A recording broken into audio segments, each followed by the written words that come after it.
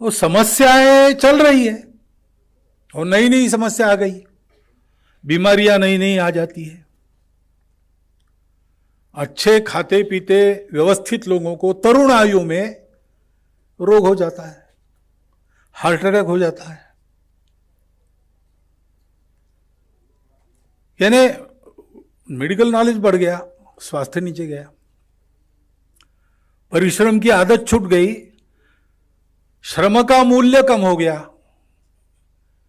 तो अब इतनी प्रगत अर्थव्यवस्था के विचार वगैरह सारे हो गए और तरह तरह की व्यवस्थाएं आ गई, लेकिन हम देखते हैं कि शोषण बढ़ गया, गरीबी बढ़ गई।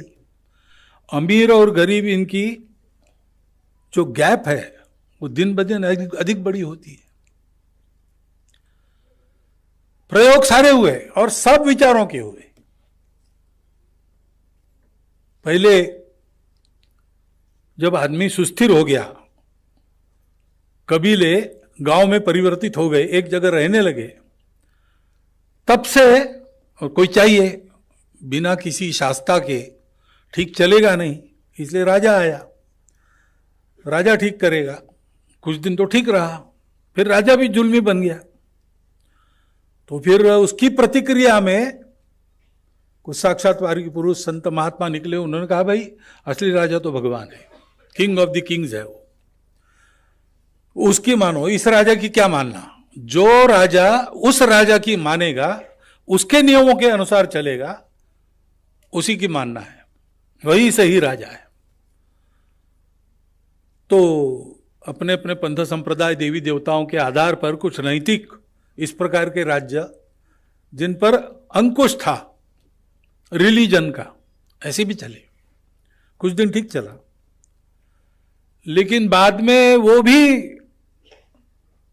यानी जो राज्य करने वाले लोग थे और जो रिलीजन बताने वाले थे, उनकी साठगांठ हो गई और दोनों मिलकर जनता को लूटने लगे। तो मध्ययुगीन इतिहास में यूरोप में ऐसा भी बताया जाता है कि स्वर्ग में पैसे लेके सीट रिजर्व की जाती थी।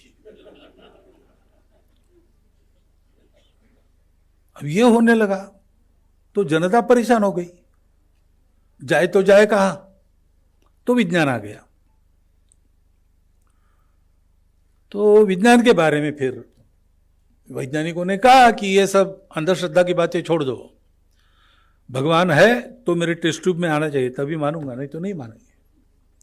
ऐसा तर्क वगैरह में सारा लेके आए, उसके कारण बहुत राहत मिली और सुख सुविधाओं में बढ़ोतरी होने लगी। लेकिन फिर लोगों ने देखा कि शोषण हो गया। विज्ञान का उपयोग मनुष्य हित की बातें उत्पन्न करने के लिए कुछ हुआ ही है, परंतु शस्त्रास्त्र उत्पन्न करने के लिए भी हो, उसके बलबूते सारी दुनिया पर अपना साम्राज्य भी पैदा हुए। साम्राज्यों ने क्या किया? अपने अधीन देशों को लूट कर अपना घर भरा। यह होने लगा तो फिर इस पूंजीवाद की प्रतिक्रिया में साम्यवाद आया। लोगों में एक नई आशा जगी, लेकिन उसका क्या हुआ हम जानते हैं। दो क्लास है, जिनके पास सब कुछ है और जिनके पास कुछ भी नहीं। जिनके पास कुछ भी नहीं उनको संगठित होकर राज करना चाहिए, शोषण समाप्त होगा, ऐसा करके चले। लेकिन वो क्लास तो गए नहीं, withering away of the classes हुआ नहीं, और 2 के 3 बन गए। जिनके हाथ में शासन आ गया वो शोषक हो गए,